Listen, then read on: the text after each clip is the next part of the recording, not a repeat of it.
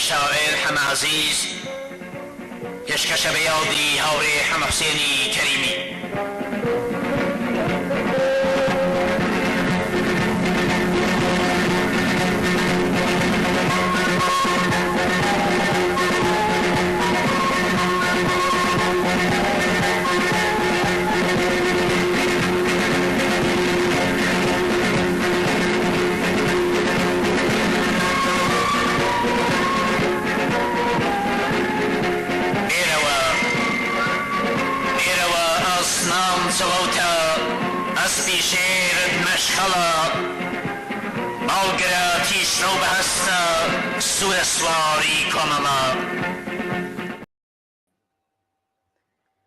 کرێکاران، زەحمەتکێشان، خەڵکی تێکۆشەر و مافخوازی کوردستان،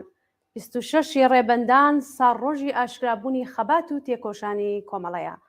ڕۆژی هاتنە گۆڕەپانی خەباتی بە ئاشکرای ڕێکخراوەیە کە لە ماوەیەکی کورتی زەمەنیدا توانی ببێتە ڕێبەر و ڕێخەری بەرەی چەپی بزوتنەوەی شۆڕژگەڕانەی کوردستان و پشت و پەناو جێگای هیوا و هومێدی بەشی چەوساوە و زۆر لێکراوی کۆمەڵ و سەنگەری پچەوی بەرەنگاری و داکۆکیکردن لە بەرنامە و تەرح و داخوازیە سۆسیالیستی و کۆمونیستیەکان لە ئاستی سەرتاسەری ئێراندا. کۆمەڵا ئەو ڕێکخراوەیە کە دروشمی بەرابەری و یەکسانی نێوان ژن و پیاوی لە ئاستێکی بەریندا لە کوردستان کۆمەڵایەتی کرد و ژنانی بە شێوەیەکی بە کۆمەڵ و ڕێکخراو هێنایە نێو ڕێزی پڕ لە شانازی پێشمەرگایەتی کۆمەڵە و بوو بە قەڵای داکۆکیکردن لە مافەڕەوەکانیان. بەرهەمی ئەو هەنگاوە بوێرانە و سونەتە شکێنانەی کۆمەڵا لە ئەمڕۆدا لە حزور و پێشنگایەتی ژنان و کچانی کوردستان لە ئاخێز و شۆڕشی ژینادا بەڕوونی دەبینین. وەرن با بە هێزکردنی ڕیزەکانی ئەم ڕێکخراوە شێلگیری یەکسانی و بەرابەری خوازە دەستەبەربوونی ویست و داخوازیەکانی خەڵکی وەگیان هاتوو بە دەست زوڵم و چەوسانەوەی نظامی گەندەڵی سەرمایەداری و دوا ڕۆژی ڕوخانی ڕژیمی تا سەر ئێسقان کۆنەپەرست و دژە ئینسانی کۆماری ئیسلامی زەمانەت بکەین. پیرۆز بێ 26 ڕێبەندان ڕۆژی کۆمەڵا. ئەم کاتتان باش بینەرانی خۆشەویستی تەلەڤیزیۆنی کۆمەڵا، لەگەڵ هاوڕێیانی هاوکارم هاتوونێتەوە خزمەتتان بۆ پێشکەشکردنی هەڵقەیەکی دیکەی لە بەرنامەی ڕاستەوخۆی تەلەڤیزیۆنی کۆمەڵا. بینەرانی خۆشەویست، بۆ بەرنامەی ئەم شەومان دوو میوانی بەڕێزمان بەشدارە هاوڕێیان ڕۆیا مەحموودی، کادری حزبی لە مێژێنەی حزبی کۆمونیستی ئێران و هەروەها هاوڕێی ڕەفیقی محەممەدی، کادری لە مێژینەی حزبی کۆمونیستی ئێران. هەردوو میوانی خۆشەویست، زۆر بەخێر بێن و سپاس بۆ ئامادەبوونتان. زۆر سپاس بۆ ئێوەش. زۆر بەخێر بێن هاوڕێ ڕۆیا، بەخێر بێن. هاوڕێ ڕۆیا، پرسیارەکانم لە جنابتانەوە دەست پێ یەکەم. خۆتان نەزانن کە لە 44 ساڵی ڕابردوودا کە کۆمەڵا لە جەو فەزایەکدا خۆی عەلەنی کردەوە و دوای گیانبەخکردنی هاوڕێ حەمە حوسێنی کەریمی زۆر هەوراز و نەشیبی پێواوە، زۆر دەستکەوتی بووە. بەڵام ئێمساڵ لە ساڵڕۆژی ئەم ڕۆژە پیرۆزەدا تایبەتمەندیەکی هەیە. بە بڕوای ئێوە تایبەتمەندی و جیاوازی ڕێزگرتن لە ڕۆژی کۆمەڵا لە ئەمساڵدا وەکو ساڵانی پێشوو چییە و ئەو جیاوازیە چییە بەڕای ئێوە؟ بڵێ بەلەوە جواب بڕمە سەر سوالەکەتان وەختە حەزەکەم لێرە و بە پیوەستی ئیسلامەیە لە خەمەت خۆت و هەروە ڕەفیق کە هاتووە لەم بەرنامە بەشداریەکە. زۆر سڵام مەگەێنم بۆ خانەوادەی شەهیدەکان، بۆ ڕەفیقەکانمان لە ناو زیندانەکانە کە لە ژێر زوڵم و ستەمی وەختە جمهوری ئیسلامیە هەن و هەروە سڵام خۆ مەگەێنم تەقسیم بە ڕەفیقە پێشمەرگەکان مەکەم لە ناوەوە و ئەم ڕۆژە گەورە تەبریکەیژم بە سەرجەم مردمی کوردستان و بنەماڵەکان و هەروە ڕەفیقەکانم لە هەر جێگەیەکی لەم دنیا هەیە. بڵێ جیاوازی ئەمە بە هەر حاڵ وەختە زۆر جیاوازی هەر لە عەرزیەم 44 ساڵە هەروە خۆتان باستان کرد لە ڕابطەی دەستاوەردەگەلێک کە کۆمەڵە بگێ لە عەرزیەم 44 ساڵە. بەڵام تایبەتی ئەم 5 مانگە زۆر بەرچاوە. نەقشی کۆمەڵە لەم دەورات چە بوو کە چۆن توانی خۆی لە بەرابەر ئەم مردمە و سەرافراژنانە تا ئەلعانە کە من و تۆ دانیشکین مەسەڵەن بێرێتە دەرەوە. یەکێک ئەوەکەوە هەمزەمان پای بە پای مردمی کوردستان گوێچکەی داوە بە تواوی حرەکات و قسەکان و نەزەرەکانیان لە وەختێکا لە جێگەلێکا کە گەرەیەکیان بووە مردمی کوردستان چی بکەن، چه عەکسولعەمەڵی نیشان بن لەم دەورە. ئەم دەورە نەقشێکی گەورەی بوو کە کۆمەڵە بتوانێت هەماهەنگی کات تەک مردمی کوردستانە کۆمەڵە هەمیشە کەسێ بگە لە توودەی مردم لە ناو مردمەوە لە ناو مردمەوە هاتە هەڵقوڵی و ئەم بووگە جایگای ئەم کۆمەڵەیە پیا کردگەکە لە ناو جامعەی کوردستانە و هەر ئەوە کە بووگە باعیس ئەوە کە هەمیشە خۆی لە یەکێ بزانێ لە مردمی کوردستان و بتوانێ لە فکر و لە دانیشتن پلانی جدید چی بکەن بۆ ئەوە کە ڕۆژی داهات و چه ئەکسڵ عەمەڵی نیشان بن لە بەرابەر جومهوری ئیسلامیە و چەند نەخشێ بەکار بوون چه بکەن کەەوە کە خۆیان نیشان بن و خۆیان بێنە لە عەمەڵکەردا بێنە بەرەو کۆمەڵە گوێداگەوە بەپای ئەو چگەلە کە دیگە لە ناوە و چه هەرەکەت گەلێ کەس بەپای ئەوە سازماندەهی و ڕاهنمایی و بە هەرحاڵ تەشەکلات توانیگە کە بە هەرحاڵ هاوخانی کاتەک لە ناوە مەسەڵ لە رابطەی ئیقتسابە وەختی ئیقتسابی عمومی یەکێ لە ئەحزاب گەلێ بوو کە بە هەرحاڵ داوای ئیقتسابی عمومی کرد هەمزەمان جواودانەوەکەی لە کولی کوردستانە بە جوانی جوادریا خۆ معلوم بوو ئەو نیشانەیەوەسە کە کۆمەڵە یەکێکە لە ناوی ئەو خەڵکە سەری پیاکردگە و وەها ناو مردمەوە و مردم قسەکەی گوێ ئەدەن ئەزانن کە ئەمە یەکێکە لە خۆمانە دڵسۆزانە حرەکەتەکانی تەسلیمەکانی بۆمانەوەی مردمی کوردستان بۆ وەکە جنبشی کوردستان بە جوانی بڕێتە بەرەو گوێداوە و عەمەڵکردی پێکەن مردمی کوردستان لە رابطەی هەر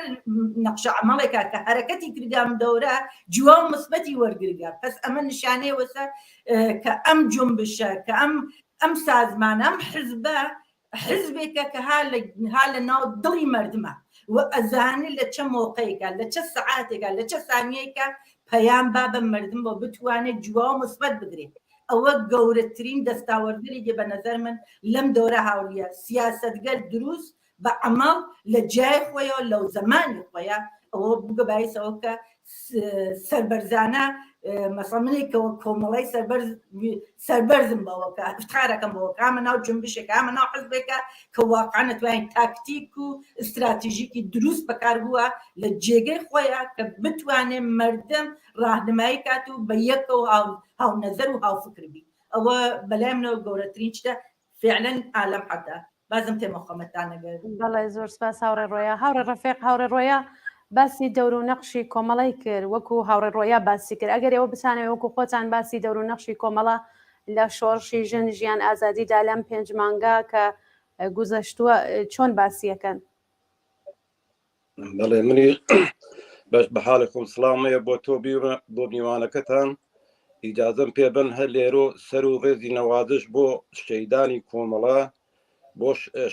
شەیدی شۆڕشی ژینا و بۆ بنەماڵەی سەربەردی پێشمەرگە و شەیدەکانی کۆمەڵە و بۆ کرێکان و زەحمەتکێشان ڕۆژی کۆمەڵە لە هەموو کرێکان و زەحمەتکێشان و ژنانی تێکۆشەر پیرۆزبایی یەکەم هەروە هاوڕێ ڕوویاوتی بە نەزەری من کۆمەڵە هەر لە ساڵان ڕابردووە نەخشێکی تایبەتی لە جامعەی کوردستانە بووە ئەم دەورە وەزایفێکی سەنگینتر کەوتە سەرشانی کۆمەڵە بەڕاستی نەخشی بوو لەم شۆڕژینا بە تەلەڤیزیۆنیۆ بە کاردەکانیۆ بە تەشکیلات مەخفیۆ بە ئەوە لە دەستڕەس ئەو کۆمەڵا بوو درێخی نەکرد و کۆمەڵە حیزبێکی داهێنەرە هیچ منافێکی خەیر منافێ خەڵکی زەحمەتکێت و ژنانی تێکۆشەنەوێ هیچ منافێکی نییە کۆمەڵە ئەتوانم بێژم لە هەرکوێ بێ ئیرادەیە نەخش و جایگای خۆی هەروە هاوڕێ ڕوویاوتی بە نەزەر من کۆمەڵە جێی شانازی نەکرد من و ڕوویاوتۆیە جێی شانازی ملیۆنا کرێکارە و زەحمەتکێش و ژنانی ستەم لێکرا و بە دەست ڕژیمی دیکتاتۆرۆ من بۆچوونی خۆم کۆمەڵە لە هەر شۆڕشێکا بەتای بە لە شۆڕشی ژینا شەبانە ڕووزی تەلەڤیزیۆنەکان ئێمە جێ قەدەدانیەلی بەڕاستی درێخیان نەکرد و شەبانە ڕووزی دانە دەمێکۆ دەنگی ئەو شۆڕشە و بە تەواو دنیان ڕاگەیان و لە گۆشێر تریۆ ڕەفیقەکان ئێمە بە تەشکیلات و بە ئەوە لە ئەختیار کۆمەڵا بوو بەڕاستی نەخش و جایگایەکە کۆمەڵە بووی ئینکان یانە هیچ کە ناتوانین کاریە و ئەو دەور و نەخش کۆمەڵە بکات بەڵێ زۆر سپاس هاوڕێ ڕۆیا ئێوە خۆتان باسیەوەتان کرد کە کۆمەڵە دەور و نەخشێکی زۆری بووە لە ئەم شۆڕشەدا. ئەگەر بمان هەوێ باس لە شۆڕشی ژیناکەین، هەر ئەو سنەتانەی کۆمەڵە کە هەمیشە باسی لە دەنگی خەڵکی کرێکار و زەحمەتکێش کردووە لە ئەم شۆڕشا بینیمانە و حضوری ژنان بە تایبەت دەتوانێت یەکێک لەو پەیامانە بێ کە بێژین کە کۆمەڵە چەند نەخشێکی بۆ لە کوردستانە و لە ناو دڵی خەڵکی کرێکار و زەحمەتکێشە ئەتوانین بێژین ئەوەی کە حضوری ژنان بووە ئەمە یەکێک لە دەستکەوتەکانی بووە. بەڕای ئێوە ئەم سنەتە تا ئێستایش کە هەیە سنەتی کۆمەڵە نەبووە، سنەتی چەپ نەبووە لە کوردستانە کە ئەوە ژنان بە کۆمەڵ حضوریان بێ لەم شۆڕشەدا؟ بە تاکیدەوە ئەمە دەستاوەردگەرێکە کە کۆمەڵە بەدەستیاوردگە. کۆمەڵە یەکێ لە ئەحزاب گەلێ بووگە لە کوردستانە لە ناو جامعەیەکی مسلمانیە، جامعەیەکی چودانم دواکەفتیە لە فرێمەناتە کوردەواریە، ژنانی ئاوردە سەفی ڕێگی پێشمەرگە، شان بە شانی ڕەفێقە پێشمەرگە کوڕەکانمان کە مبارزەکەن، ئەسلحەی دادەستیان لە شەڕی پارتیزانیە بە یەکەوە وەختە هاوکاریکەین. ئەگەر ئەوکە مەسئلە هین کۆمەڵە نەوگە هین حزبێتە نییە، کۆمەڵەشە بە افتخارە و بیژە سەربەرز بێ بەوەکە واقعاً لە ساڵ 57 کە فرێک لە ئەحزابە چەپەکان کە ئەو ئانە چزانم سەر تەعزیمیان دانیا بۆ خومینی، هیچ کۆمەڵە سەریدانەنیاوە بەرعەکس ئاگاداری کردو، ئاگاهی کردو، چزانم سازماندهی کە لە بەرابەری ڕژیمی جمهوری ئیسلامیەوە کە چه حزبێک گەرێکی چه پلانێکێت بۆ مردمی کوردستان، چه بۆ مردمی ئێران و هەمزەمان لە ڕابطێ مەسئلەی ژنانە کە فرێک لە شوێنەکان ژنەکانیان خستە ناو، وەلێ کۆمەڵە وەک حزبێکی سوسیالیستی، وەک حزبێکی چەپ ئاگاهانە باڵنەوازی کرد کە ژنان حتا ئەو ڕەفێقە ئەوەڵگەلەکە لە ناو تەشکیلاتمانە بۆ ئەوڵ لە کەسوکاری خۆیانە شروعیان پێکرد بەخاطرەوە ڕچە بشنن لە خۆیشتیان و لە ژنیان و لە دایکیانەوە لەوانە شروعیان کرد کە ژنان بێنە سەفی پێشمەرگە بەخاطرەوە من و توێ دڵناسکە هاین لێرە بێتە ڕچکەشکێن بۆ من و خانەوادەکەی من و بۆ خانەوادەکەی تۆ ئیجازەمان بێ بتوانین لە بەرابەری جمهوری ئیسلامیە و لە بەرابەری جامعەی مەرسەلاری و مەسەبی ئێرە کوردستانە و بێسینەپاوە بیژین ئێمەش حەقی بەرابەری خۆمانمانەت. کۆمەڵە یەکی لەوانە بوو کە مافی ژن و پیاگی بەڕەسمیەت ناسی، ماف نەبە تەنها بە معنی ئەوە کە من ژن و تۆ پیاوی، ماف بە معنی تواو کلی لە ڕابطە مەسئلەی اقتصادی و سیاسی ئیجازەی دا و دەسوباڵی باس کرد کە بتوانێت بێتە ئەم سەفا، کە بتوانێت داوای حەقی خۆی کە پشتیوانی کا لە حەقەکەی و ئەلعانەشێک دیگە. ئەگەر ئەوە نەبووای جنبشی ژنانی ئەلعانە لە کوردستانە لەسەر تاسەری ئێرانە لەبەرەوە نەبوون. ژنانی کوردستان لە فرێک لە مەراحلی ئێرانە لە فرێ مەسائلی سیاسیە فرهانە بەرەوە وهانە بەرچاوە و دەرک و شعوری سیاسیان لە فرێ مەناتق گەلێکی ئێران با تەوەجه بە تواوی ئەمکاناتەکان کە لە فرێ شوێنەکانترا هەستیوە لە کوردستان بێبەش بووگە، بەڵام لەبار فکری سیاسیە و فرە ئاگاهانەتر و فرە ئاقلانەتراتکنە بەرەوە. پس ئەمە نەتیجە دەستاوەردەکانی جەماعەتی ڕەفێقەکانی ئێمە، هەزاران شەهیدی ئێمە کە لە کوردستانە شەهید بووگە، ئەمە نیشانەی وانەسا. ئەگەر پشتیوانی جنبشی کوردستان کۆمەڵە نەبووە بە هیچ عنوانەیە توانی کوردستان ئەوە ژنانی کوردستان ئەوە لەبەرەوە هەرکەتیان کردە. پس ئەمە دەستاوەردی جەماعەتی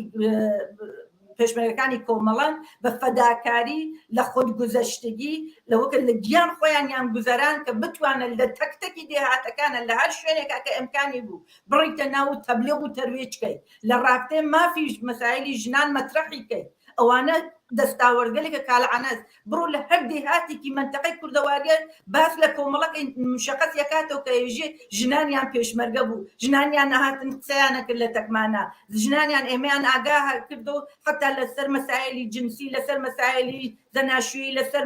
مەسائلی تەلاق، لەسەر مەسائلی فرێ چگەلی ترکە لەو جامعە کە مطلقاً باس ناکرد ژنانی کۆمەڵە بوونە ڕچەشکێنی ئەوە هاتنە بەر مبارزەیان کرد و مردمی کوردستان عانانە هەروەهینە ئەگەر وەختە ئەوینی هان لە بەرەو هان لە سەفی ئەوەڵە و داوای تەقازاکەن شعاری ژن ژیان ئازادی لە سەقزا بەرزەوێتە و نەتیجەی زەحمەتی تواوەتی ئەو ڕەفێقە شەهیدەکانمان و ئەو ڕەفێقەلمانە هەنووەها والعانەکارەکەن و زەحمەتی کێشن. ئەوە بدون نەقتەین یانە هیچ حزب ناتوانێت بیژێ ئەمە دەستڕەنجی فقط منە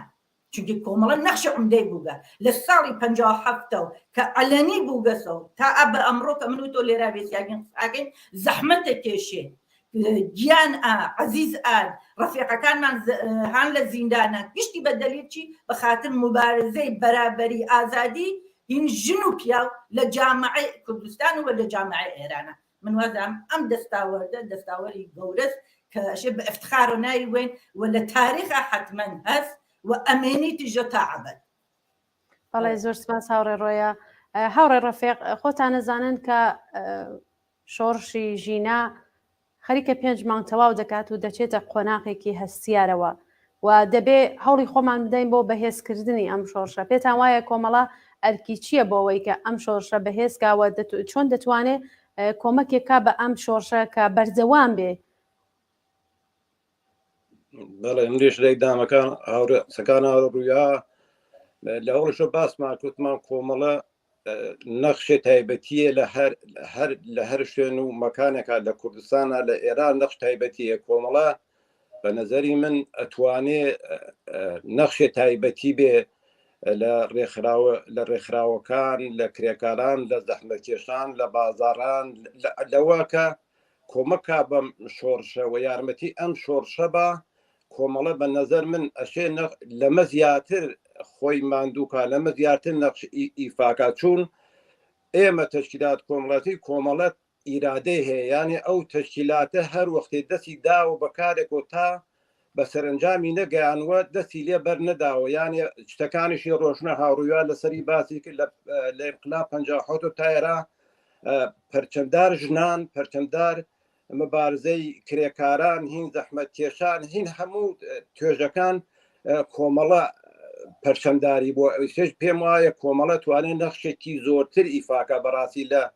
تەلەڤیزیۆنی لە ئینشاراتی لە تەشکیلات مەخفی لە ڕەفیقەکانی لە دەرەوە ئەوە بۆیە کرێ بە نەزەری من کۆمەڵە شێ یارمەتی ئەم شۆڕشەوە بە تایبەت ئەو قشرەکە ناتنە بازار بە نەزەر من ئەشێ کۆمەڵە لەو زەمینە بتوانێت بە تایبەت تەبەقەی کرێکار لە هەر وڵاتێکە مۆری لێدا بەڕاتەکەی تەبقەی کرێکار بێت ئەم ڕژیمە مناڵ کوژە سەرنگوم کا کۆمەڵە فرق من ئەو ئیرادە لە کۆمەڵە بینم ڕاستیەکەی کۆمەڵە ئەتوانێ واقعەن یارمەتیم شۆڕشەکە یارمەتی بکات بتوانێت بە سەرنجامی بگەێنێەوە پێ وایە ئەم شۆڕشیشە بە سەرنجامە گەیە ئەو شۆڕشە سینە خواردووە و ئەو شۆڕشە خۆی ئامادەکە بۆ مەوجێکی لەمە بەهێزتر جمهوری ئیسلامی لەبین بووە من پێم وایە کۆمەڵەشێ بە کارد و ئەندام و تەشکیلات و هەموو شتێکی و هەموو کارەکانی لەم زەمینە واقعەن کۆمەک بەم شۆڕشەکە شۆڕشی ژنان. بەڵێ زۆر سپاس هاوڕێ ڕۆیە ڕای ئێوە چییە بۆەوەی کە بمان هەوێ ئەم شۆڕشە بەهێزترکەین و بۆ بەردەوامی هەوڵ بدەین و نەمانەوێ بەلا ڕێدا بچێ بەڕای ئێوە دەبێت چی بکرێت؟ لە مەرحەلەی ئالعانە لەم بەهەرحاڵ ئێمە لە ڕابطێ ئەوە کە جنبشی ژنان جنبشی دانەجویان جنبشی معالمین بەهەرحاڵ هەر دەحفە هەر کە باسەکرگێ لە مەقالەکانمانە لە نەشریەکانمانە لە تەلەڤیزیۆنەکانمانە لە هەموو شتێکمانە باسمان کردگە کە ئیتحاد گەورەترین شتە بۆ ئێمە بۆ اتحاد بێ لە بین ئاتواوی ئەقشاری جامعە زۆر مهمە لەم دەورە کە بتوانین بە یەک و سازماندەی شدە بە یەک و هاوکاریکەین کە بتوانین کە ڕژیمی جمهوری ئیسلامی لەبین بووین چگەلی تریش کە زۆر مهمە نەقشی کۆمەڵە زۆر مهمە مەسئلەی ئەوەسە کە بە هەرحاڵ ئێمە بە زوانێکی شەفافتر لە تەک مردمی کوردستانەوە تەک مردمی ئێران و ئەحزاب و ئۆپۆزیسیۆنەکانترا باسی کەین کە ئێمە خاهانی چین چەمانگەرەکە بە مردمی کوردستان چێگەرەکە و چەند نەقش و بەرنامێکمان ئێمە لە ئایندە ئەوە زۆر مهمە کە بتوانین هەر جێفرەتە لە بانیەوە کارکەین و مەترەحیکەین کە مردمی کوردستان بەتایبەت مردمی کوردستان بزانێت کە ئێمە قسەمان چییە باینکە ئێمە بەرنامەمانە ئەساسنامەی خۆمانە بەرنامەمانە بە خودمختاریۆمانە وەلێ دروستەکەی ئەوەسە کە بە زیوانێکی ئامیانەتر سادەتر مەترەح کرێت کە گشت جەماوەری کوردستان و ئێران بزانێ یەکێکی ئەوە مەسئلێکی گەورە دووەمەن لە ڕابطەی ئەمانە ئۆپۆزیسیۆن گەلێک کە لە دەرەوەی وڵات هەڵسیاگن تەپڵیان لە ڕابطەی اتحاد بوونیان و جەمع بوونیانە نازان بە یەک کۆنفرانسەگرن جەلەساگرن تەک جەماعەتێ فوتبالیست و نازان هونەر پیشە و موزیکەن و ئەم چگە لە دانیشن قسا بکەن بە هەرحاڵ ئەوانە ڕۆشنەکەنن دانیشتنی ئەم جەماعەتە چەس و هەدەفیان چەس لە مەرەکەت گەلە گەرێکیان ئەمە تەپڵی لیان نەختە کە ئێمە دانیشن و اتحاد ئەمەڵمانە زۆمە بە چ شتێکیان هاوردەم سەمەر تاڵعانە چیان توانی گەگە چیان ئەرسە کردگە چە بەرنامەیەکیانت ئێمە ئەشێ فشار بێرین بۆ ئەوانەوە دانیشن نیشانی بن لە عەمەڵکەردا بەرنامەی ئایندەیان چەس بۆ ئێران ئۆپۆزیسیۆنە کوردەکان کە دانیشن تێکیان ناقساکەن بەرنامەی چەس بۆ کوردەواری مەسەڵەن گەرێکی چی بکەن لەو ڕێگە نەزەریان چەس ئەگەر دا قسە لەسەر دانیشتن بێ منیژە توام لە چەند ئەحزابی مەسەڵەن دەرەوەی وڵات داوایان لێکەم دانیشن وەلێ ئایا ئەوە ئەوێتە بەرنامە بۆ ئێران یا ئەمانە گەرێکیانە ئەم ئینقلابی ژنجیان ئازادیە بیخەنە ڕێگەی تر یانی ڕێگەکە ئەوەسکەن لە مەردمەکە سەن لە مەردمەکە بشوێنن ئەمانە بە نەوعی گەرێکیانە بەڕاستی ئەم ئینقلابە بەلایەنە بگەڕنن وەگەرنە هیچ شتێ لە عەمەڵیانە نە هیچ شتێکی لە چەندەیانە نییە ئەگەر بیان بۆی تاڵعانە مەترەحیانە کرد ئەیاود من بەرنامەم بۆ ئایندەی ئێران ئەمەسە بەرنامەم بۆ ئایندەی کوردستان ئەمەسە بەرنامەم بۆ ملەتەکانی ترەوەسە هیچ شتێکیان تعریف نەکردگە بجۆزەوە کە شعارێکی عمدە ئان تەلەڤیزیۆن و مەتبوعاتێکی زرا بەدەستیانە بە پوڵێکی مفتە دانیشن تەبلیغ و تەرویج خۆیانەکەن ئان لە تەختی پاوشایی کە ئێمە ئەواکەین ئەماکەین کڵاوبەرداریەکەن مەردمی بەدبەخت و ئێژن کە ئێمە ئایندەی ئێرانین لە حاڵێکە هیچیش لە چەندەیانان بێ من وازانم کۆمەڵە نەخشیەوەیە هەست لە پلانگەلێکە ئەوان دایەمەندن ئەمانەشە شی بکەنەوە بەڕاستی بۆ مەردم کە مەردم ئاگاهەتر بتزانێت کە مەسئلە لەسەر چییە چونکە بەداخەوە بازێ وەختگەل تەبلیغاتی غەڵەت فەریبانە ئەیەن بە مەردم کە مەردم باوەڕیان پێ بکات لە حاڵێکە ئەوە نییە ئەو ڕەنگ بووە ئەو ڕەنگە وا لە تەلەڤیزیۆنایی بن کامەڵەن ئەوە نییە واقعیەتیەوەسە چتگەلێترا لە ژێر ئەو سیاسەتە کە ئەوان مەترەحیەکەن کە ئەسڵەن ئەوە نییەوە مردمی کوردستان گەرەکیە ئەوە مردمی ئێران گەرەکیە ئەوە ملەتەکان گەرەکی ئەوە نییە لە واقعە نوعی کڵاوبەرداریە کە متەئەسفانە ئەمانە لە دەرەوە خەریکن بە نوعی ڕەنگبووی پێوان و مردمی ئێران ئەخەنە وەختە دوو ڕێگە یعنی نازان کامی دروست و کامی غەڵەتە من وازانم ئەوان فەریبیگەرە ئەشێ ئێمە وەزیفەی تەکتێکی ئینسانگەل ئازادیقا و مەخسوسم کۆمەڵەوەسە کە ئەمانە وەختەین کە پەتیان خاتە بەر ئاوکە بزانن مەردم چیان گەرەکەلیان بەڕاستی من وازام هەدەف گەورەی ئێمەشەوە بێ لەم دەورە لە هەر جێگا کە ئەتوانین و تواناییمانە لە هەر جایگایکە ئەمانە وەخت تەبلیغی ئەمانە بکەین کە بزانین چ ئەوان فەریبانە هەرەکەتی بۆکەن و ئاگاهانە گەرێکیانە ئەم جۆنبشی ژنجیان ئازادی وەختە نییە بەلایەنە بوون بەداخەوە من نەزەری منەوەسە بەڕاستی لەم دەورە بەڵێ هەورە ڕۆیە لە ئیدامەی قسەکانی خۆتانە تاوجەیە کە ئێمە خۆمان نەزانین کۆمەڵا هەل لە ئەوە ڕۆژی دەستپێکی شۆڕشی ژن ژیان ئازادیدا زۆر بەڕاشکاوی نەزەراتی خۆی باس کردووە باسی کردووە کە خەتەرات چییە بۆ ئەم شۆڕشە باسی ئەوەیکی کردووە کە لەوانەیە لە داهاتوودا وەکو ئیسلاح تەڵەبەکان و سەڵتەنە تەڵەبەکان بیان هەوێ ئەم شۆڕشە بەلاڕێدا بوون هەمیشەی باسمان کردووە لەم بەرنامە کە کۆمەڵە چۆن دەتوانێت ڕێکار بدات چۆن دەتوانێت نەخشی خۆی نیشان بدات ئێمە بەرنامەی کۆمەڵە بۆ حاکمیت لە کوردستانمانە بۆ خەڵک باس کردووە کە ئەمە بەرنامەی کۆمەڵەیە بەڵام ئەم شۆڕشە خۆی بەهێزتربوونی خۆی نیشانیدا کە ڕێگەکە بەرەو کوێ دەچێت ئێستا ئەوەی کە لە دەرەوەی وڵاتیان هەوێ ئەم شۆڕشە بەلاڕێدا بوون ئەوەی کە خەڵکی ئێران ئەی هەوێ ئەوە نییە کە ئەوان نمایندگیەکەن ئەوان نمایندەی خەڵکی ئێران و کوردستان نین کە بیان هەوێ ئەم شۆڕشە نمایندگی بکەن بۆیە بە باوەڕی من کۆمەڵە لە هەر لە ئەوە ڕۆژی دەستپێکی ئەم شۆڕشەوە زۆر وەکو هەمیشە وەکو هەموو کارەکانی تروا لە کوردستان و ئێران بووە زۆر بە مەسئولیەتەوە باسی بەرنامەی خۆی کردوە و هەڵوێستەکانی خۆی باس کردوە جوانانێکی پرشۆر و ئینقلابی داوای ئەویانە کرد کە بێ پێشمەرگە بێتەوە بەڵام حیزبەکان بەخۆشیەوە حتا کۆمەڵایش باسی ئەوەی کرێت کە ئێستا کاتی ئەوە نییە کە پێشمەرگە بێتەوە ئەگەر بێتەوە ئەبێتە گۆمی خوێن و ئەمە جمهوری ئیسلامی ئەمە ئەوەی گەرەکە منزورمەوەیە بێژم کە کۆمەڵە لە شوێنی خۆیان هەڵوێستی دروستی کردووە بەرامبەر بەم شۆڕشە ئێستاش خەریکە چاوڕۆشنیەدا کە خەڵکی کوردستان وێران بە خۆشحاڵیەوە خۆیان باش ئەزانن کە ئەوانەی کە لە دەرەوە و سەڵتەنەتەڵە بوو ئیسلاحتەڵە بوو ئەوانەی کە ئەیان هەوێت نمایەندگی ئەوان کە نمایەندەی ئەوان نین خۆیان ئەزانن کێ انتخابکەن و چیان ئەوێ ئەمان خۆیانن کە گەرەکیانە بە زۆر داسەپێن لەسەر خەڵکی ئێران و کوردستانە هەر گەرەک مەوە قسانە بکەم هاوڕێ ڕەفیق بإجازة كاك رفيق كاملا من موافقتهم كاملا لو قصة قلتها هيك قصيك نيلة بانيو بلام يكتت هز أويج أوسا أمان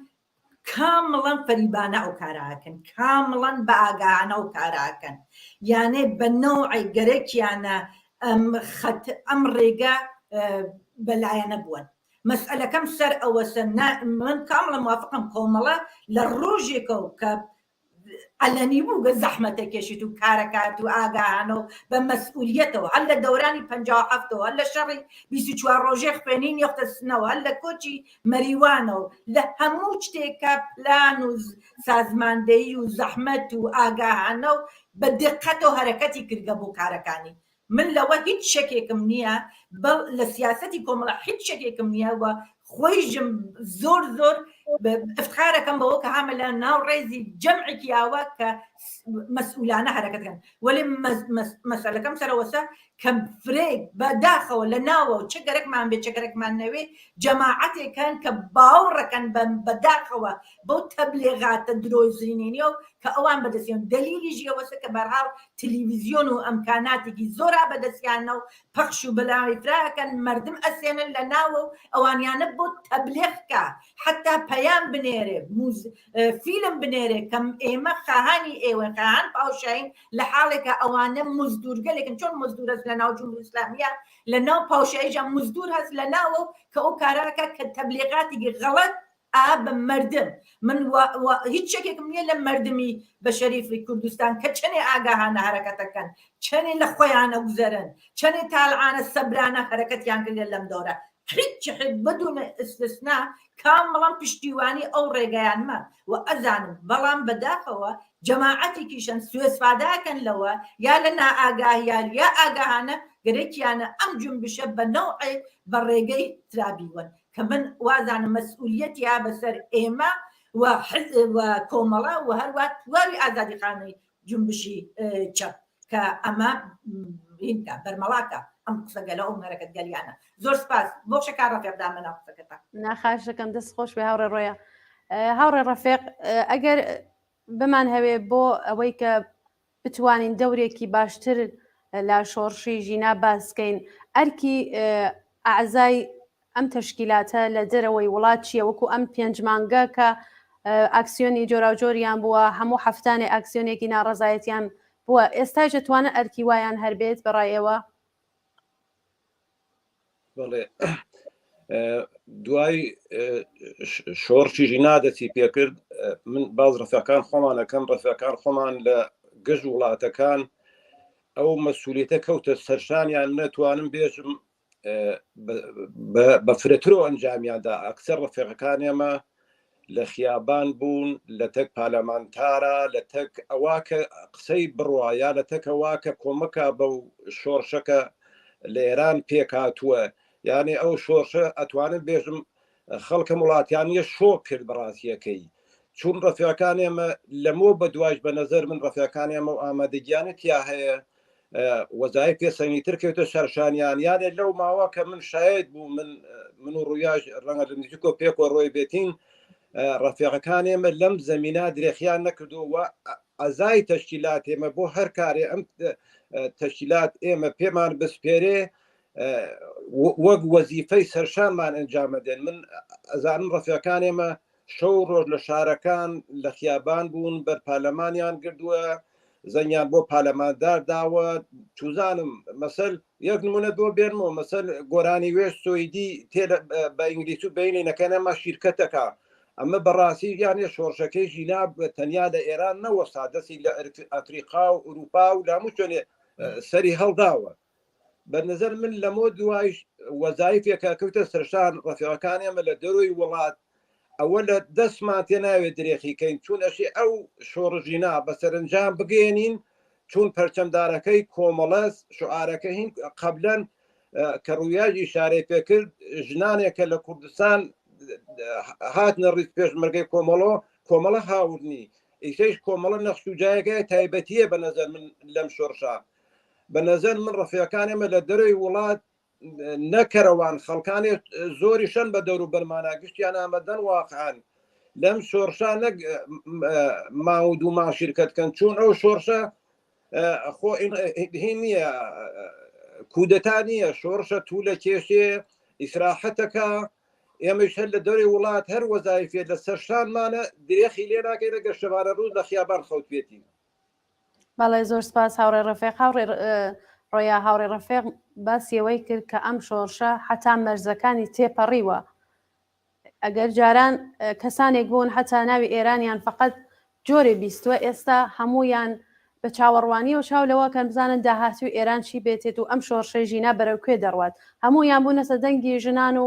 کرێکاران و منداڵانێک کە بەدەستی کۆماری جەلاد و سێدارە کوژراون ئێوە ڕاتان چیە لەسەرەوەی کە بۆ ئەوەی کە بەهێزتری کەین لە دەرەوەی وڵات وەکەوەی کە لە بێرلینە هەزاران کەس بەشدار بوون چۆن دەتوانین شتێکی تر ئاوا ڕێ بخەین و چۆن دەتوانین ئیدامەی بدەین؟ بەڵێ ڕاستۆگەرەکە بەو جۆرەکە ئەدامەمان داگەشە ئەدامەدار بێت ئەم جۆنبشە لە دەرەوە هەروە تەزاوراتەکان مەتینەکان تەماسکردن تەک ئەحزابە تەماسکردن تەک پارلەمانەکانە بە هەرحاڵ فشارێ فرەتە بێریتەوە بۆ پارلەمانەکان کە ئەم مەسەلە مەتراح کردێ چزانم تواوی سپارەتخانەکانی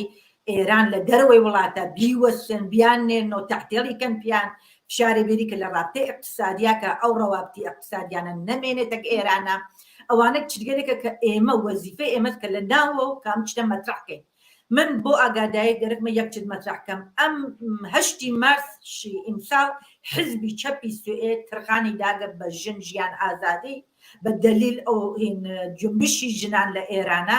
تواوی ئەو ڕۆژە لە سەرتاسەری سوئێد ئەو حزبە تواوی بەنامەکەی لە ڕابطەی مەسئلەی ژن ژیان ئازادیە کە لە فرێک لە ڕفیەکان خۆمانیان داوت کردگە لە متینەکانیان ناقسە بکەن سوقەڕانی بکەن بە هەر حاڵە لەو ڕۆژە ئەم مەسائل گەلە باسکەن کە خەریک چەند چاکەن چە لە دەستمان تێ وە چە بکەین من وازانم دروستەکەیەوە سەهەل لەیسۆ لە تواوی باقی لە وڵاتەکانی تریش ئوروپا ڕفیقەکان ئێمە هەن لە ئەحزابەکان ترە فشار بێنن بۆ پارلەمانتاریستەکانیان کە بە هەرحاڵ ئەم مەسایل گەلە فرەتر ئەمدێ بکەنەوە فرەتە بیتە نەمەنیانە بیکەنە سوعالی کە هەر دەحفێک کە جەلەسە باسە کردگەن ئەم مەسئلە ئەدامەدار بێت جوابیان گەرەک بێت لە پارلەمانتاریستەکانی خۆیان بەرحاڵ وەختێ من لێرە ڕێی ئام بە حزبێکە و داوای یەکەم لێنان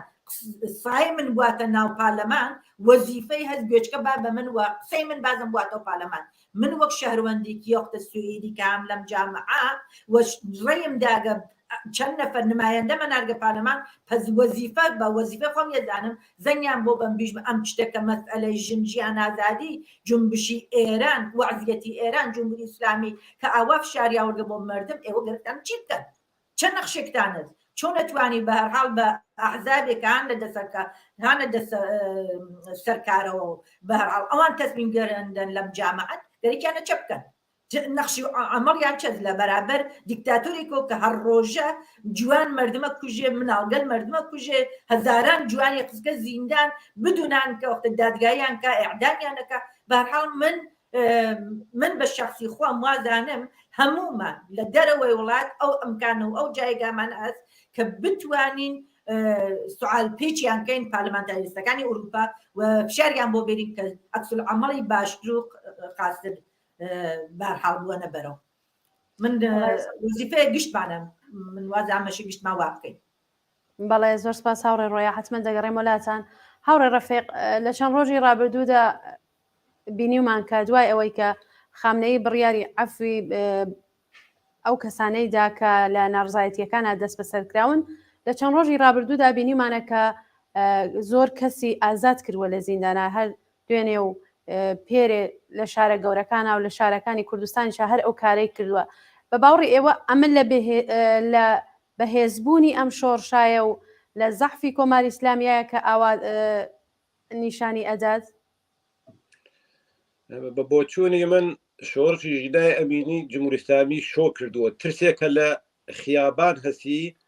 ترسێکە لە شۆڕشەکەی ژینا هەسی جمهوری ئیسلامی تەن بە فرستەدا و بڕێشتیشی بەڕاستی ڕیاکانە خەریکە و حرەکەتەکە جمهوری ئیسلامی هەر لەو شەوانە بە زوانی خۆیان ئێژن جمهوری ئیسلامی لە خەتەر کەوتنایە. وەحشەتێکی کە لە شۆڕشی ژینا و لە خەڵک و لە کرەکان و زەحمەتکێشان کردووە خەریکە بە شێوەیەک گەرەیکە بە شێوەیەک ڕیاکارانە ئەو مبارزە کە لە هینایە لە ئارا هەیە کەمی کاتەوە وەلێ هەر لەو ڕۆژانە کە هەر ئیمڕۆ لە شار سنەش نییە کە تێتۆ لەوێ خەریک ئێژەیە من نە قسەم کردۆ لە هیچ کوێنە ئاگایشم دی بووە جمهوری ئیسلامی خەریک تەوتەهۆ و مامەڵەگەری و ئەوانە کە بۆ ئەوە شۆڕشە بە شێوێتر سەرکوت کایا بە شێوێتر چوزانم بێژێ ئەوە ئێمەینەوە ئێمە خەڵک ناکوژین و وەلێ جمهوری ئیسلامی بە هەزاران و بە سەدان هەزار کەس زیندانەکانیا زیندانی کردووە، ترسیە وەحشەتیە لەم کارەنەیکە وەمانەوەی جمهوری ئیسلامی خۆشی خازدانێ مانەوەی نییە ڕاستیەکەی بۆیە دەسیدا بەم کارانە و مەسەل محاصل تێنێ لە مەدرسە دەری کردوێژێ ئەتوانێ بێتۆ سەرکارەکەیمانە خۆ لە پیاخواسی جمهوری ئیسلامیە لە پیاخواسی مناڵکوژ ئیسلامان نییە. ئەمە ترسی لە شۆڕشێکەیەکە شۆڕشەکە تازە ناخەوێت سەرتاپای جمهوری ئیسلامی داگردووە پایختۆسە لەرزە هەرەوە حەسیە و نەکەین بڕوا مەسەل خەڵک لەسەر هەریتەی شۆڕشەکە بەردەوامە لەسەر گاز لە بەلوجستان لە سنە لە هەموو شارەکان خەریک تەزاوراتن ترسیە وەحشەتیە لەمە بەڕاستیەکەی جمهوری ئیسلامی وەگەرێکیە بەم ڕفرمانە خۆی لەو هینە دەرباسکە و بە کوشت و کوشتار و ئەمانە ناتوانێت ئەم شۆڕشە خەوانی نییە گەڕانەوەی نییە ئەم شۆڕشە کەس بەردا و کەس بەرنەدا ئەم شۆڕشە ئیدامەیە خەریک کار خۆیە خۆکودەتانە بە ڕۆژ و دوو ڕۆژ تەواو بێمە شۆڕشێکە دەستی پێوە داوە بە نەزەر من جمهوری ئیسلامی وەحشەتێکە لە خیابان و لە شۆڕشی ژینای ئەمینی و لە خەڵکی تێکۆشەر و لە کرەکەران کردووە خەریکە چێلێکە ئەمە دای نابە نەزەری من. بەڵێ زۆر سپاس هاوڕێ ڕەفیق. هاوڕێ ڕەفیق باسی ئەوەی کردکە بۆچی لە زیندانە کەس ئازاد دەکا خۆمان دەزانین کە کۆماری ئیسلامی گەرەکیە بێژێ من ئەم نەرمیانەیش ئەخڵقێنم لە خۆمدا ئاوانیم کە باسم لێ دەکەن بۆ ئەوەی کە ڕای دەرەوەی خۆی ببینێت. ئێمە زانین ئەو کەسانەی کە ئەچنە زیندان هەر کامێکیان کە لەوێ ڕێبەرانێکی ترە بینن کەسانێکی باشە بینن لە زیندانە و ئەمانە ئەبنە ئولگویان بۆیە ئەمانە تێنە دەرەوە خۆیان لە ناو خەڵکدا جێگە و پێگەیەکی تریان هەیە و کۆماری ئیسلامی ئەی هەوێ دەستنیشانیان کە بەڵام سەرکەوتوو نابێ. ئێوە ڕاتان چیە لەسەرەوەی کە ئاوا خەڵگە ئازاد دەکات پێتان وایە لە بەهێزبوونی ئەم شۆڕشە نییە کە ئاوا پاشەکشەی بە کۆماری ئیسلامی کردووە؟ تەوان واسە یەکێ لە مەسەرەکانەوەسە مردم هەل هەمیشە لە شعارەکانیانە زیندانی سیاسی ئازاد باید کردن لە حەچی شوێنە هەست لە هەموو شوێنێکە لە هەر منتەقەیەکە کە ئەڕی ئەم مەسەلە فشارێکی عومدەی ئاوگە بووی یەکێک ئەوە کە منە خاتە فکرە داینکی منەوانە 14 ساڵ بوو وەختی انقلاب کردیا سنم لە خوارەوە بوو بەڵام خۆشکەکانم لە من گەورەتر بوون براکەم لە من گەورەتر بوو بەرحاڵ گوێچکەمەدا و مناڵێک جوان کە انقلابە کردیا گوێچکەمەدا دقیق ئەمام خاتە فکرم کە شار بەلەوە کە بڕێتە دەرەوە جەماعەتی چەپی ئازاد کرد کە لەو دۆرانە قسویانیانە زیندان باشە جەماعەت بنیانگەلێکی سیاسی چەپ لە زیندانە بوون بە لە انقلاب دینی کرد شاید بەوە ڕفرمێ بە دڵ خانەوادەکان بەجێ بێرێ دڵ ئەم زیندانە سیاسی گەلە بەجێ بێرێ و قیام نەکرێت. دقیق ئەم تاکتیکە جمهوری ئیسلامیش گەرێکی بەکاریەوە منە قاتە فکرەوە منێک کە ئەو عانە مناڵ بوو ماڵعانە ژنێکی 50 ساڵە ئەم خاتە فکرەوە کە جمهوری ئیسلامی وازانێ مردمی ئێران و مردمی کوردستان کە ئەو گشتە شەهیدیانە داگا کە ئەو چەندین ساڵە جوانەکانیانها لە ژێر شکنجەی جمهوری ئیسلامیە بە هەچێ نەوعە شکنجەیانی داگا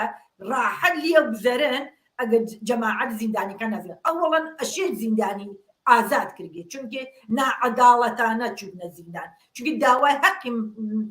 منفعەتی خۆیان نەکەن کارخراوێکیان نەکردگا مردم کوش نەوەگن قاتڵ نەوەگن نازان جنایەتیان نەکردگا مواد مخدر فرۆش نەوەگن کە لە زیندانا بن ئینسانگەلێکی سیاسی کە داوای حەق و حقوقی خۆیانیان کردگا و ئەو بێ ناعەداڵەتانە چەندین ساڵە کەسە چەندین ساڵا لە زیندانە یا چەندین مانگا لە زیندانە بدونان کە ئەمکانەوەیە بووە تەک وە کێڵێکا قسە بکە یا دادگایەکی دروست و ئەساوی لێ کریاوێ حەقی خۆیان ئەم ئینسانگەلە ئازاد کردن چونکە بەڕاستی زڵمیان لێچوودا دوایەوەژە ئەمە لە شکستی خودی جمهوری ئیسلامی نیشاناگرن ناوە لە ترسی ئەوە کە ئەم قیامە بەشکەم ئەی بەو ئومیدە و ئەم مردمە دڵیان نەرم بێ بڕێتنە ماڵەوە ئەتە قیام خاموش بێ نازانێت بەرعکس هەر باکە وتۆ ئەو ئینسانگەلە ئەڕنە زیندان وەختێ تێنە دەرەوە وەک ڕاهبەرێ تێنە دەرەوە یانێ بە شەهامەتتر بە شجاعانەتر تێنە دەرەوە ئێژنێمە و کارمانە نەکردو لە بان ئەمە هەدافگەل خۆمان و پادانین و هیچ شتێک نییە شەرمی لێکەین و من هیچ قەول و قەرارێ نام بۆ جمهوری ئیسلامی کە ساکت بم ئەدامەدارگم دانەدانێ ئەوانە واتنە دەرەوە پەیمانیان بازم تازە کردە سەوتەگڕۆکەکانیانە کە ئێمە بەو شتەکە باوەڕمانست ئەدامەیان ئیسە ئەمانیژە ئازاد کردگە بەخێر بێنەوە چاڕۆژ نێژم بە خۆیان و بنەماڵەکانیان وەلی جمهوری ئیسلامی ئەوەشێ بزانێت کە ئەم مردمە خۆیان نافرۆشن بەرعکس خۆیان تیار کردگە انقلابانە بڕنە بەرەوە لە جیای یەک نەفەر دە نەفەر هەڵە پشتەیە هەر یەک نەفەر هەزار نەفەر خاتە شۆن خۆی انقلاب غێرە ممکنە خاموش بێ غێرە ممکنە مردمەتە بڕێتەوە ماڵەوە ئەوە 100% قەوڵام من بە شخصی خۆم انقلاب ڕوو بە بەرەوڕووینە ڕۆژ بە ڕۆژ تەمەرکۆزی فرەترە ڕۆژ بە ڕۆژ ئاگاهانەترە بە پای ئەوە کە بە گوێچکان بە ئەخبار و بە مەطبوعات و بە کلاپ هاوس و لەمانە لە ناو و لە هەرچی شوێنە من گوێچکان بە بەحث و جەدەلی ئینسانەکان چە لە ناو لە چە دەرەوە نیشانەی ئەوەسە کە مردم ئاگاهانە و 100% گەرەکیانە جمهوری ئیسلامی بە تۆری کولی لەبین بەرگێ نظامی جمهوری ئیسلامی نەمێنێت ئەوە قەتعەیە و جمهوری ئیسلامی هەر کارێکە هەر ڕفۆرمێکیش بە ناتوانێت سای شعاری ژنجیان ئازادی بخەفنێ یا بیخاتە ماڵەوە بەرعکس ڕۆژ بە ڕۆژ گەشاوەتر باشتر و بە هێنترەوە قامەت بە جوانترەوە دەبەرەوە پس لە نەتیجا وایە لە ترسی خۆیان خەریکە شروعەکە بە ڕفۆرمیش مشکڵێکی زۆر ئەساسی تریش کە هەستی جمهوری ئیسلامی مشکڵی اقتصادیە ناتوانێت جوان نیازەکان باتە مردم برسیە چاتوانێ بکە مشکڵی گەورەیە ناتوانێت زیندانیەکان تێرکە غەزای دروست و حەسابیان پێبا گشتی معدەیەشێ هەیە گرگەوتێ نەدەرەوە هەزاران یەک نەخۆشی نیانت ئەوانیژە دەلایلێکە بەرحاڵە ناو جامعە کە جمهوری ئیسلامی گیری کردگە ئاسان نییە تۆختن هەزاران ئینسان بخەیتە ناو زیندان بەرحاڵەشی موازبەتیان لێکە نانیان پێ بێ ئاویان پێ بێت دەرمانیان گەرەکە جێگە و ڕێگەیان گەرەکە ئەوانە لەبار اقتصادی و چی پێکە ناتوانێت جوابگوی ئەوانیژە حتا ناتوانێت باتەوە گیری کردگە چە لە بەدەست مردمەوە چە بەدەست اقتصادەوە بە زیانێ نابودی جمهوری ئیسلامی 100% و یەواش یەواش قەترەی زەهرەمار ئەخواتەوە کە مردمی ئێران بەدەست نەجاتی پیاکە ئومیدوارم کە سیستمی زاڵمانەی جمهوری ئیسلامی حەچ زووتر وەختە لەبێن چێ کە مردمی ئێران بتوانێت نەفەسێکی ئازادانە بکێشێ بەڵێ زۆر سپاس هاوڕێ ڕۆیە لە بیریشمان نەچێت کە ئەم زیندانیانە کە ئازادەکە ئەوانەی کە حکمی محاربە و ئیعدامیان هەیە ئازادیان ناکە ئەو کەسانەیە کە مەسەڵەن 2 ساڵ 3 ساڵ زیندانیان هەیە مەسەڵەن بۆ نمونە دوێ شەو مامۆستای زمانی کوردی لە سنە زارا محەممەدی کە 5 ساڵ زیندانی بەسەر بووە ئازادی کردووە خۆی لە گرتە ڤیددیۆیەکە باز لەوەکە کە بێهۆ منیان لە زیندان هاوردە دەرەوە بێەوەی کە لەوە کێڵەکەم ئاگادار بێن نەخۆم ئاگادار بم نە هیچ بەڵگەنامەیەکم داوە کە مندا ئازادکەن بەبستمەوەیە کە بێژم لە پاڵەوە ئازادکردنی چا ئازادی ئەو کەسانەی کە حکمی محاربەیانەز نەدراوە لە پاڵیشیە لە پاڵ ئازادیەکانە هەر دوێنێ لە جوانڕۆ لەم ماوەدا زۆرێک منداڵی گردووە لە پاڵیشیا کەس دەگرێت لە پاڵیشیا کەس دەکوژێت لە پاڵیشیا تەجاوز دەکات کە لە چەند ڕۆژی ڕابردوودا بینیمان کە دوژن لە یەکێک لە شوێنەکانی ئیطلاعاتی ئێراندا تەجاوزیان پێکراوە لە زاهدانە هەرواتر بەسمەوەی بێژم لە پاڵ ئەم بەقەڵ خۆیان ڕێفۆرمانە کە ئەیکا کە ڕێفۆرم نییە ئەم کاریشە ئەکات و بۆ ڕای گشتی بۆ ئەوەی کە بێژێ من وانیم و ئەمە ڕەوشێکی تر منەوە ئەوە شێوازێکی تر منە کە نیشانی بە جەرەوە بات بەڵام خەڵک بەوە گۆڵ ناخۆن و باشە زانن کە لە 44 ساڵی کارنامەی کۆماری ئیسلامیدا هەموو شتێ بەڕوونی دیارە و لە 5 مانگی ڕابردوویشدا بە باشی بینراوە کە چی کردو و کارنامەکەی چییە دەستی بە خوێنی هەزاران لاوی ئێمە خوێناویە لە شارەکانی کوردستانە خانەوادە نییە بە دەستی کۆماری ئیسلامی نەناڵێنێ یان منداڵێکی لە زیندانە یان منداڵێکی ئەعدام کراوە یان منداڵێکی لە دەستی کۆماری ئیسلامی لە ئەو دێوی سنوورەکاندا خەریکە ژیان بە زۆر بەسەر دەوات و مەجبور بووە لە دەستی کۆماری ئیسلامی هەڵبێت و خۆ پەنا باتە شوێنێک بەسمەوەی بێژمەمە کارنامەی جمهوری ئیسلامی لە 44 ساڵی ڕابردوویدایە بۆیە بەمانە ناتوانێت جێگە و پێگەی خۆی دووبارە بسەلمێنێتەوە و حتمما دەڕواتەوە و جۆرەی کە ئێوە باستان کرد ئەم شۆڕشە تا سەرکەوتن ناسرەوێتەوە قبولمە تەکتانە موافقم وەلێ سیاسەتێکە بەکارەوە لەم شارەکە بۆ ئەو شارەکەی تر تەفاوتەکانی زۆرە دلیلی جیۆزە بزانین لە کوێنە بەرحاڵ ئاگرەکە گەشترە مردم فرەتر تێتە دەرەوە و کێگەل ئازادەکە واقعیت کەسانگەرێک کە لە ناو جنبشان ناو نیشانێکیانە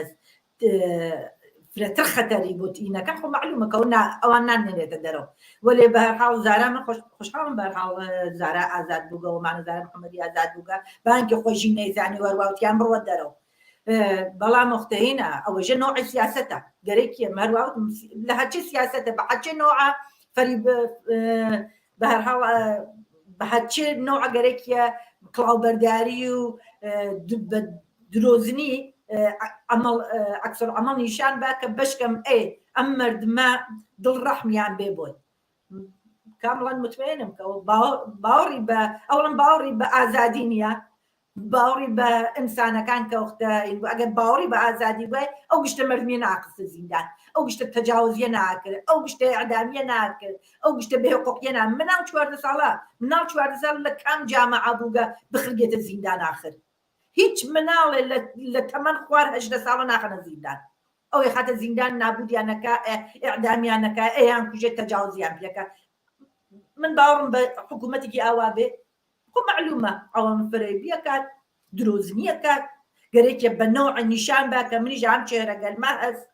کە بەرحاڵ ئەتوانم کەسیش ئازاد دەکەم ئەتوانم این کەمەوە بڕنە ناوەوە ئاسایشتان پیان ڕفۆرمتان پیان متانە پێ ئەو نوع کڵاوبەرداریە وەلێ خۆشبەختانە مردمی ئێران و مەخسوسەن مردمی کوردستان کە زۆر ئاگاهانە زۆر سیاسی ئەزان چێت زاراست دوێکە هاتە دەرەوە ئەوڵین شتێ بەلەوە دەست کاتە من دایک و باوکو کە سوکاری ئەوە ئەو پەیامیدا پەخشەکرەوە بۆ مردم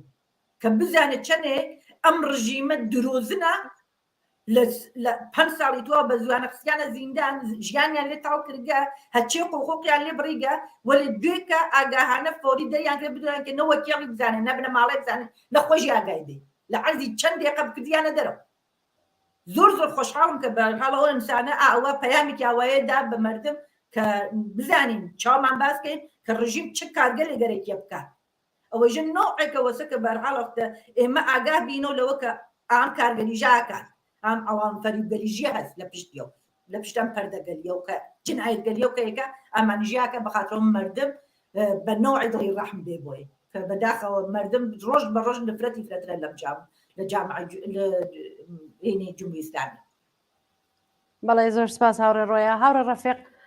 بەداخەوە کاتی بەرنامەکەمان بەرەو کۆتاییە چێ من پرسیارێکم نەماوە ئەگەر خۆتان قسێکەیە وەکو کۆتایی فەرمونون قسە بکەن من آخر قسەکەمەوەیە ئێمە وەک کۆمەڵە وەک کاردۆندامی کۆمەڵە وەک تەلەڤیزیۆن وەزایەکی سەنگی تر کەوتە سەرشانمان ئەشێ وەک کاوراوتی قۆڵی لێ هەڵماڵین ڕوویا قسێکی گەرگەر بۆ منشتی تکراری کەم و نایەژم نەکراوە ئێمەی تر شعارەکان خۆمان مەسەل وەک مافی چارەنووز وەک مافەسەتەکان خەڵک زەحمەتکێش وەک مەسەلەی شۆرا ئەشێ ئەمانەمە فرچ تا لە کایە بەڕاستیەکەی ئەشێ ئێمەش وەک کۆمەڵەت شەکان نایەژم قسەمەوە نێ نەکراوە شێ ئەمانە دووبارە تیکرارکەینەوە حەقی سەریۆش خەڵکی کورد چون لەوە فراتر تا لە کایەکەمە بیری لەکەین و تماشاکە مەسەر سەرۆک لە کوردستان لە کوردستان جێپای شل بووە گەرەکێ لە تارەشتە جێپای خۆی کاتەوە ئێمەشێ وەک کۆمەڵە لە هۆ ڕۆژێک واتیرخەی نافە خەڵکی زەحمەت کێش و کرێکانەوێ هیچ منافعێکمان نییە نە ڕیاکار بووین هەموو شتێکمان دروست و ڕووی تایسە چوە ئیتەیش وەزایفێکی سەنگین لەسەر شتارمانە ئەویش ئەم شۆڕشەیە بەڕاستیەکەی هەر کاممان لە هەر گۆشێک دنیا هەچێکمان پێکرێ بیکەین بەڕاستیەکەی شتەکان خۆمان جارێتم ناژم چون تەلەڤیزیۆن کۆمەڵە ئەندامان کۆمەڵە تەشکیلات کۆمەڵە و جارە تیکاری کرێتەوە جارێتتر تیکراریان کەینەوە هەمیشانە هەر ڕۆژێ دوو جار تیکارکەن و کەمە چون ئەمە وەزای پێمەیە ئەمە وەزای پێمێ لەسەر ئەم شۆڕشە هەچێ لە دەستمان بێ درێخی نەکەین بە نەزەر مەعزەیان تەشکیلاتەشێ هەر کەسێک لە شوێن خۆی کاری ئەم وەزیفە لەسەر شار خۆی دانێ ئەوانە ئیفشاکەوە وا لە کوردستان جێپای نەماوە خەریکە ئەڕۆت بەلای کوڕشاشێمانە ئیفشاکەین بەڕاستیەکەی تر ڕیاکاران نەکەین چون کۆمەڵە هەمیشە قسەی تا ئەم دێقش قسەکەین قسەی ڕووک بووە ڕێک بووە دروست بووە تەکتیکانی دروست بووە مرکزیت کۆمەڵە دروست حرەکەتی کردووە لەمە بە دوای شەرکە بە نەزەر من هینێک ئیفشایکە لە ناو خەڵکا خۆی ئیفشا بۆ شێفشیانکەین من لێرە جارێتتر بۆ تەلەڤیزیۆن کۆمەڵە جێ قدردانیە سپاس دەکەم چاویشتان ماچەکەم میدەوارم هەر خۆش من ئەم وەزایفە سەنگینە بەسەرشان گشتمانەوێت چاو ماچەکەم و سەر چاو دەستت خۆش بێ و زۆر سپاس هاوڕێ ڕۆیا ئێوە فەرمون زۆر سپاس وەڵام من ڕایتر بازم تەبریکێژم ڕۆژی کۆمەڵە بە سەرتاسەری مردمی کوردستان بە ڕەفیقەکانم بە ئێوە لە هەر کوێنێکا هەن و هەروەها حەزەکەم لێرە ئیجازەم بن تەسلیەت بیژم بە مردمی کوردستانی تورکیا و سووریا کە بەداخەوام چەند ڕۆژە جەماعەتێکی زۆریان لە دەستداگە بەبوونی زەوی لەرزە و ئینسانگەلی فرێژیا لە بیمارستانان نەخۆشن ئومیدوارم شەفایان بێت بنەماڵەکانیانەوانیانەوە زیندگن بە یەکەوە شاد بن و خۆم شەریک غەمی توای مردمی تورکیا و سووریا و هەروە لە ئێرانە لە شاری خۆیان کە بەداقەوە زلزلە هات و فرێک مردم مختەبێ خانومان بووگە کەسیان لە دەستداگە بەرحاڵ تەسلیەتێژم بە ئەوانیش و زۆر سپاس ئێواکەم کەم فرسەتانە بە مندا یەک دنیا مەمنونم بەوانە ئەو ئینسانگەلە کە تواشامانەکەن و گوێ دەستمانن تەشەکرەکەم لە ئێوە و زۆر سپاس بۆ کارڕەفێقیش کە هاوکاریمانی کردگا مەمنونم لە ئێوە و شەو ڕۆژێکی خۆشم بۆ گشتان بە ئارزووە بەڵێ زۆر سپاس بۆ هەردوو میوانی خۆشەویستی بەرنامەکەمان هاوڕێ ڕۆیان مەحموودی و هەروە هاوڕێ ڕەفیقی محەممەدی سپاس بۆ ئامادەبوونتە مەمنون سپاس بە ئێوەش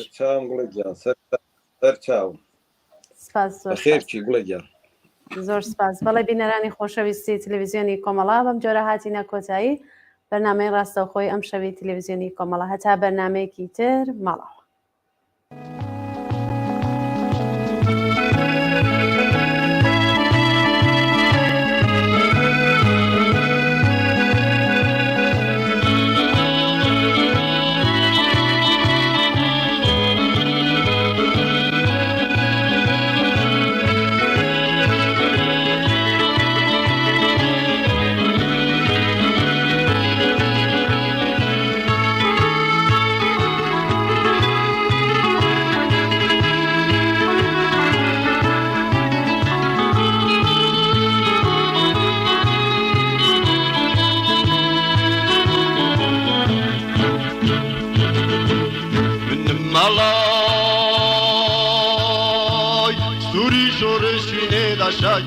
Suri şorşine de şakele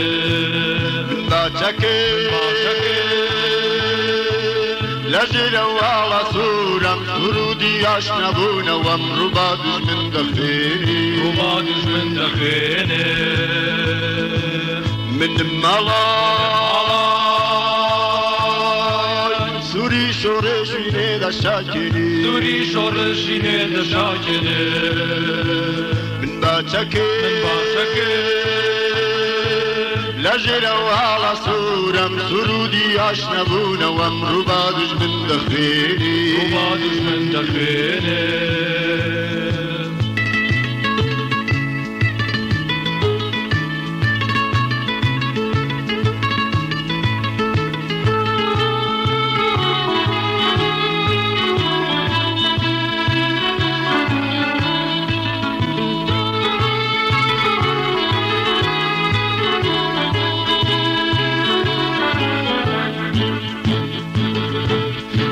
پشمرگەی وشیارم ڕێگەی سەختم لە ڕێیە چەکی دەستگیری مشکم مژدەی دوا ڕۆژی تێیە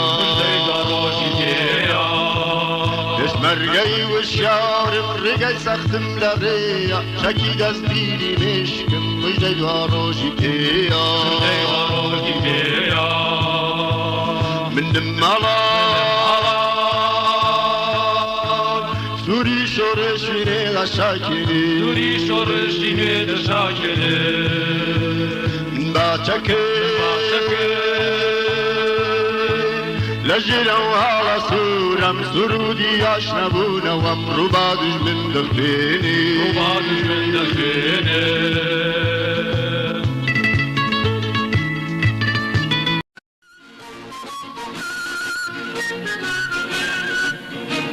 چاوەڕوانی سوورەسواردا لە شارەکانی شاعر حەمعەزیز پێشکەشە بە یادی هاوڕێ حەمەحوسێنی کەریمی.